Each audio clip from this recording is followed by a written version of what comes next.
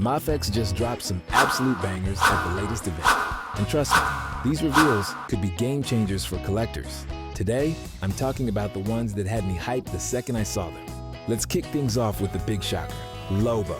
And wow, this figure looks absolutely insane. What's even crazier, the label right under him says Justice League. For us collectors, that's huge, because if Mafex is launching a whole new line under the Justice League banner, it could mean something massive is on the horizon. But here's the strange part.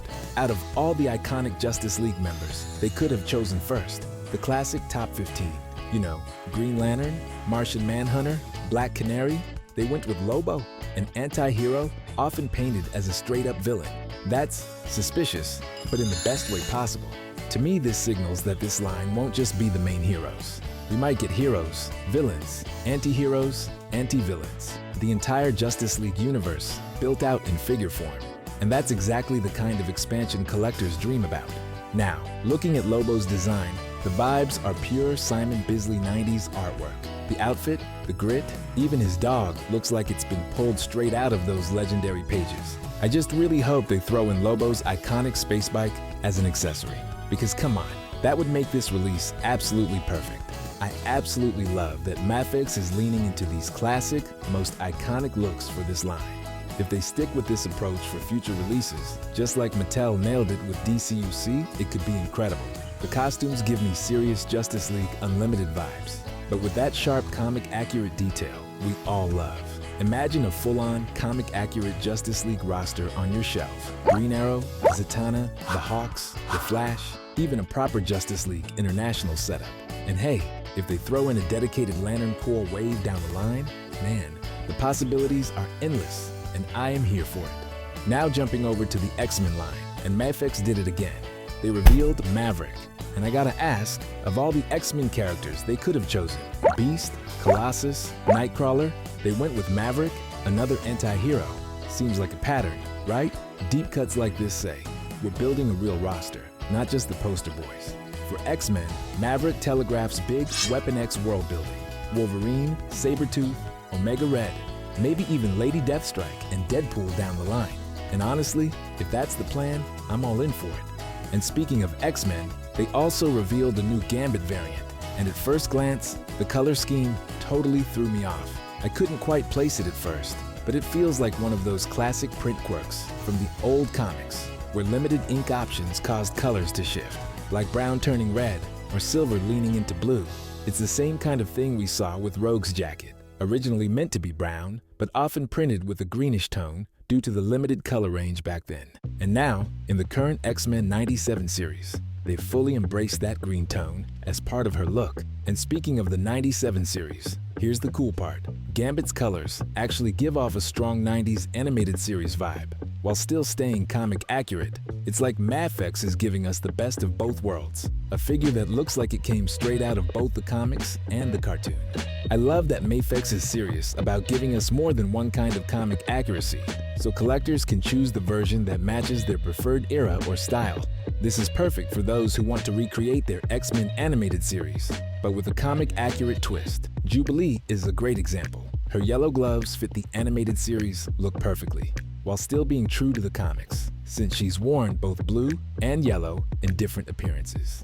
And it makes me wonder, will they keep this going with variants for other characters? Imagine a Wolverine with black stripes and curved claws, a Jean Grey with all orange pants instead of the blue armored side panels, and a Jubilee sporting blue gloves with a multicolored fireworks effect, and maybe even a new, more raincoat-style soft goods coat.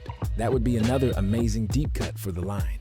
Keeping with the theme of comic accuracy, Mafex's Spider-Man line Venom also has another comic variant, with a blue paint and black shading, based on the classic comics. And yeah, we all know these variants are nothing more than repaints, but I really wish they'd make them a little more special, even if it's just by adding one new head sculpt, like a tongue-out head for Venom, to set it apart. Jumping over to another legendary comic moment, Mafex just dropped a huge update for their Death of Superman lineup.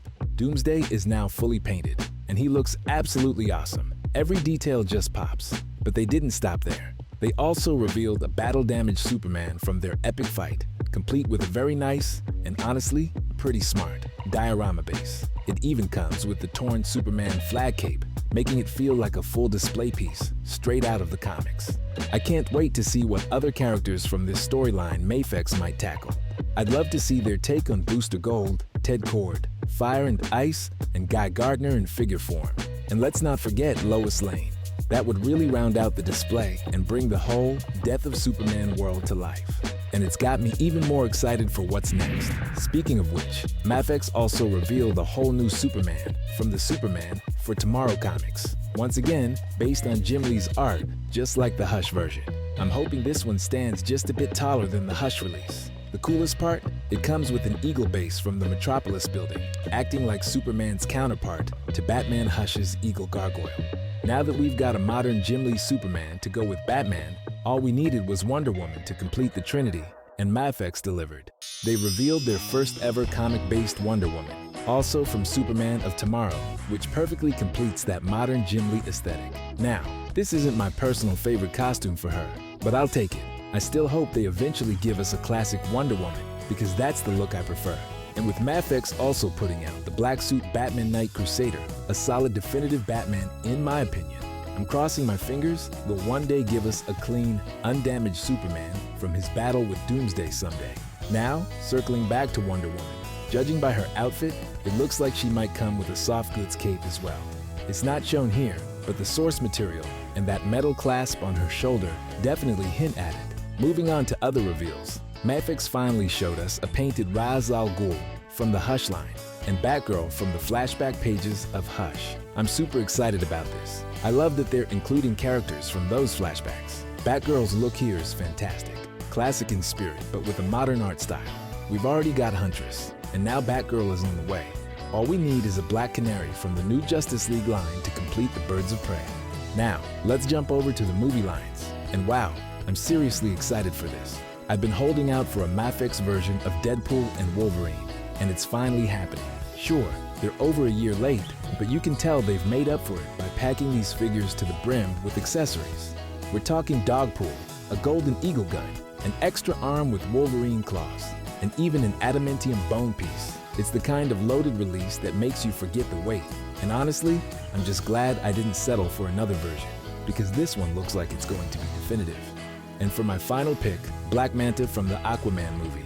I'll be honest, I'm usually not into movie figures unless they really wow me, but this one absolutely does. The sculpt is killer, the details are razor sharp, and the overall presence is pure menace. Honestly, it's so well done, it could totally work as a stand-in for a comic version. For me, that makes it an instant must-have, and a perfect way to end this reveal lineup on a high note. So yeah, this Mafex showcase might not have had a massive number of figure reveals, but what we did get is definitely something to look forward to in the coming year. With these new lines kicking off, it feels like 2026 could be packed with some incredible additions to our shelves.